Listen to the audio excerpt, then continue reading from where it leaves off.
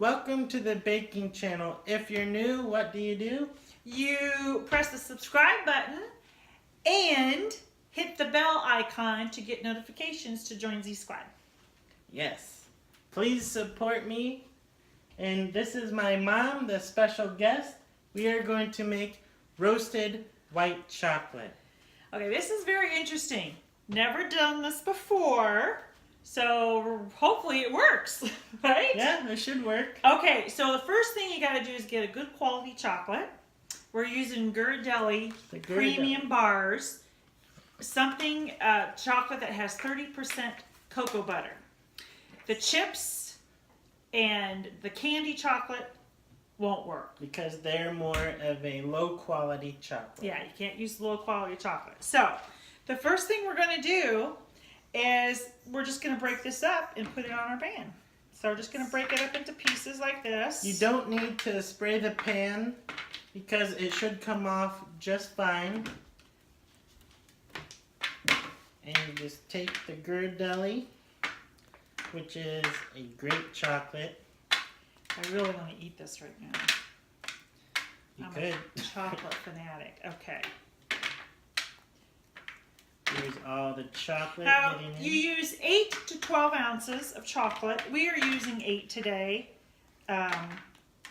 Until, you get the hang of this and see how it works. But what should the oven temperature be? the oven temperature should be set at 250 degrees Fahrenheit, so it's on a low temperature.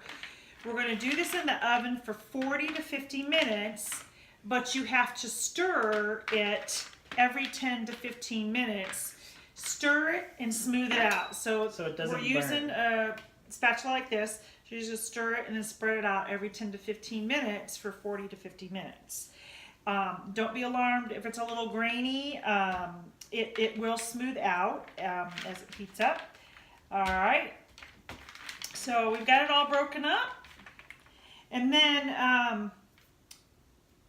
after that, we'll tell you what you can, what we do after this step. So we're going to go ahead and pop this in the oven. This is the first 10 minutes. Now we're going to stir it. It doesn't look melted much, but it's starting to melt. It takes about 45 minutes to get the roasted caramel look. Now you just need to stir it. Hold it down a little bit here.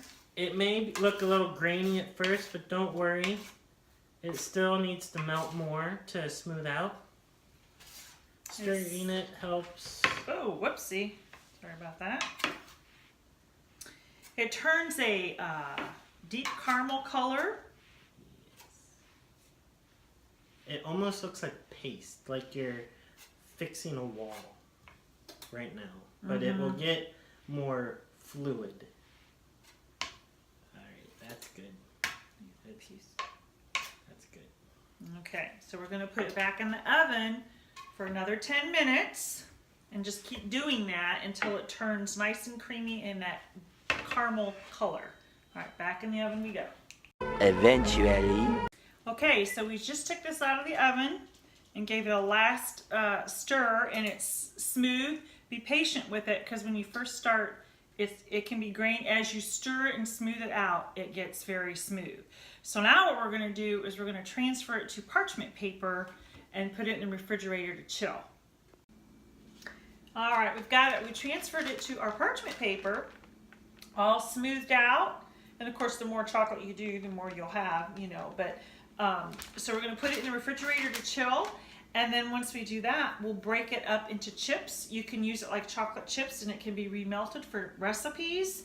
You could probably just have it as a snack and do your own trail mix with some of this. Roasted white chocolate has a little bit of a smoky butterscotch flavor to it. Yes. And we're going to taste it. Taste it. Mmm. That's good stuff. That's really good. Give it a try. It'll bring a little more flavor to some of your recipes.